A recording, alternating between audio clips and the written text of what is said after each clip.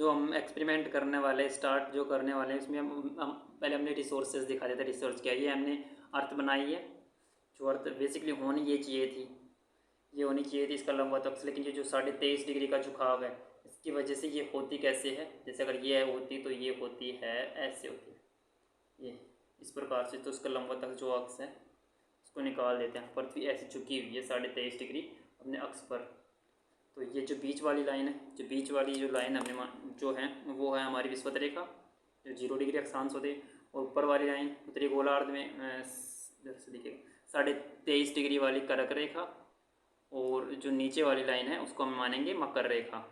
इससे हम जो पृथ्वी की गतियाँ हैं, ऋतुएं कैसे बनती हैं उनके बारे में समझेंगे।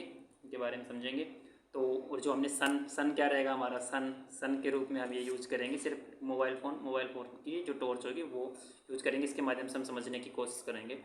तो सीधा स्टार्ट करते हैं। तो लाइट बंद रहेगी। फर्स्ट जो स्थिति देखते हैं हम वो देखते हैं जब सूर्य का प्रकाश जब सूर्य कब होता है, जब सूर्य दक्षिण गोलार्ध में होता है और सूर्य की जो किरणें होती हैं, जैसे सूर्य की किरणों को हमें इकट्ठा डालना हो तो वो सूर्य की किरणें जब सीधे किस पे गिरती है, जब सूर्य की किरणें गिरती है ये मकर रेखा पर गिरते हैं। मकर रेखा पर गिरेंगे तो होगा क्या, इससे दिख रहा होगा पूरा हमारा अर्थ हो गई। और सूर्य की किरणें जब दक्षिण गोलार्ध में तो मकर रेखा पर डालते हैं, ये ध्रुव हो गए। मकर रेखा पर जब सूर्य का प्रकाश डलेगा तो क्या होगा, मकर रेखा पर क्या होगा, जब मकर रेखा पर सूर्य का प्रकाश डलता है इस स्थिति में जब यहाँ पे प्रकाश डलेगा सूर्य का प्रकाश मकर रेखा पे, तो यहाँ पे मकर रेखा के पास में इस दिन मकर रेखा पर सबसे बड़े दिन होंगे। और जो ऊपर की साइड में कर्क रेखा, क्योंकि वहाँ प्रकाश नहीं पहुँच पाएगा तो जो उत्तरी गोलार्ध में शीत ऋतु चल रही होगी, वहाँ पे मतलब सर्दी चल रही होगी। और सर्दी में जो सबसे बड़ा दिन होगा 22 दिसंबर, मतलब जब कर्क रेखा पर सूर्य का प्रकाश लंबवत पड़ता है उस जो दिन होता है जो सबसे बड़ा दिन होता है वहाँ को जो 22 दिसंबर। और यहाँ पे कर्क रेखा में क्या होगा, इसकी जस्ट अपोजिट 22 दिसंबर को सबसे बड़ी रात होगी और सबसे छोटे दिन होंगे।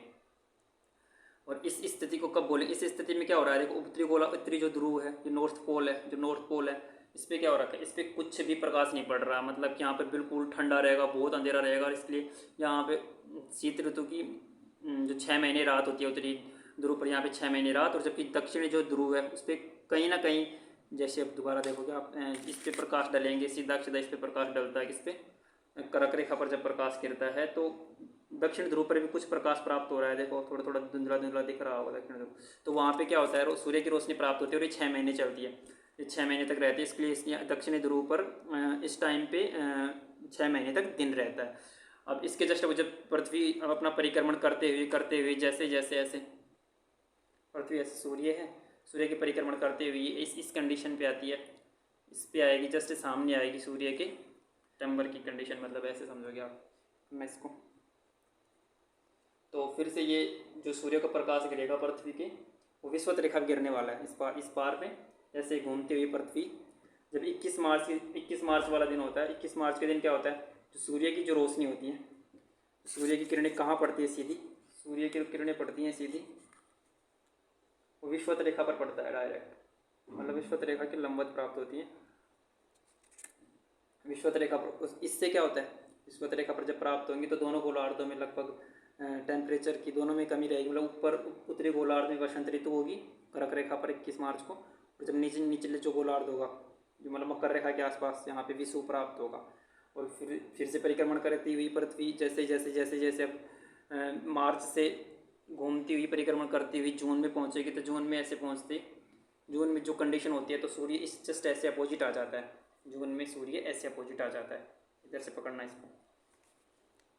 और इस हाल में क्या रहेगा, पृथ्वी तो वैसे की वैसे अपनी झुकी उतनी रहेगी 23.5 डिग्री, लेकिन जैसे इस साइड में आ जाएगी घूमती हुई पर सूर्य को पार करती हुई, तो सूर्य की किरणें होंगी ना वो सीधी डायरेक्ट पड़ेंगी किस कर्क रेखा पे प्राप्त होंगी, सूर्य की किरणें कर्क रेखा प्राप्त होंगी। अब देखो जो हमने कर्क रेखा पे गिरी थी तो उत्तरी ध्रुव पर क्या थी, रात थी, लेकिन अब यह तो यहाँ पे देखो, यहाँ से समझो, यहाँ से अगर समझोगे तो ये देखो कर्क रेखा पर जब सूर्य का प्रकाश गिर रहा है, देखो ये विषुवत रेखा, ये कर्क रेखा पर पृथ्वी झुकी हुई 23.5 डिग्री के साथ। जो उत्तरी ध्रुव है ना उसके ऊपर भी प्रकाश की प्राप्ति जो उत्तरी ध्रुव है इस पर भी कुछ प्राप्त रोशनी प्राप्त हो रही है। तो जैसे जब सूर्य की जो किरणें हुई, जब सूर्य की जो रोशनी होती है ना वो सीधे प्राप्त होती है कब, 21 जून का जो दिन होगा जब कर्क रेखा पर लंबवत सूर्य की किरणें प्राप्त होंगी।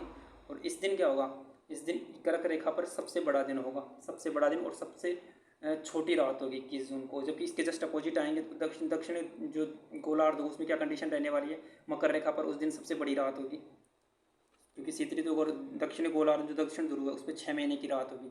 वहीं उत्तरी ध्रुव पर मतलब पर सूर्य की प्रकाश रोशनी प्राप्त हो रही है, मतलब तिरछी किरणें प्राप्त होंगी सूर्य की रोशनी के, इसलिए वहाँ पे 6 महीने दिन प्राप्त होता है। और इस स्थिति को हम बोलते हैं ग्रीष्म ऋतु। और जिसकी अब जस्ट अपोजिट जब रेखा कर्क रेखा पर पड़ती है सूर्य की किरणें, जैसे यहाँ पे पड़ती थी किरण रेखा इसके ऊपर, मतलब कर्क रेखा पर गिर रही होती थी, तो जो उत्तरी गोलार्ध था उसमें सूर्य की रोशनी प्राप्त नहीं हो रही थी। तो उस स्थिति में क्या था, उत्तरी गोलार्ध में सर्द ऋतु प्राप्त हो रही थी।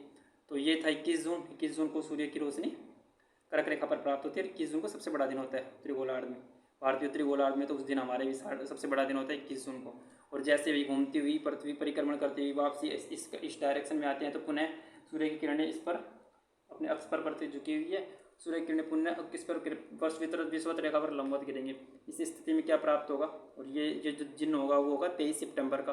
23 सितंबर को घूमती हुई वापसी आ जाएगी, जो सूर्य किरणें पड़ेंगी किस पे, विषुवत रेखा पे, वापसी से विषुवत रेखा पे प्राप्त होंगी। तो नीचे बनेगा वसंत, पर बनेगा विषु, जहाँ पे वसंत और विषु मतलब क्या होता है, इसमें दिन और रात की अवधि लगभग बराबर होती है।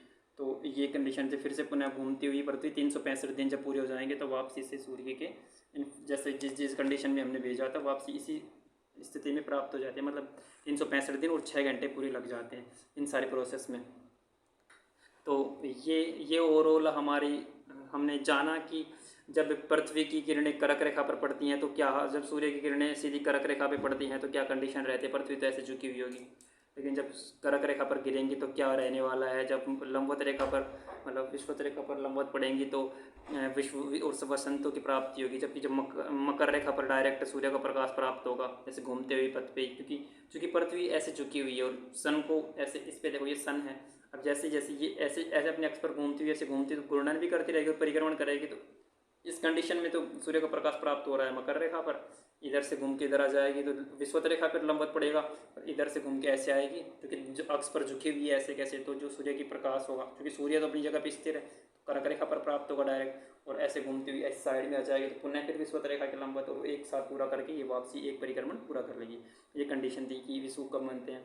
तो जब कर्क रेखा पर लंबवत पड़ेगी तो ग्रीष्म ऋतु होगी हमारे यहाँ पे, और जब मकर रेखा पर लंबवत जैसे 22 दिसंबर के टाइम पे तो हमारे यहाँ पे सर्द ऋतु होगी, शीत ऋतु होगी। और जब विषुवत रेखा पर लंबवत पड़ती है जैसे 21 मार्च हो गया और 23 सितंबर, उस दिन पर दिन और रात की अवधि लगभग बराबर होती है, ना ज़्यादा सर्दी होगी ना गर्मी, इसमें विषुव प्राप्त होते हैं। तो उम्मीद है कि ये एक्सपेरिमेंट हमारा पसंद आया होगा, आपको समझ भी आया होगा, और आप थोड़ा इमेजिन करोगे तो और अच्छे से समझ में आएगा। चलते हैं, लौटते हैं हमारे टॉपिक पे।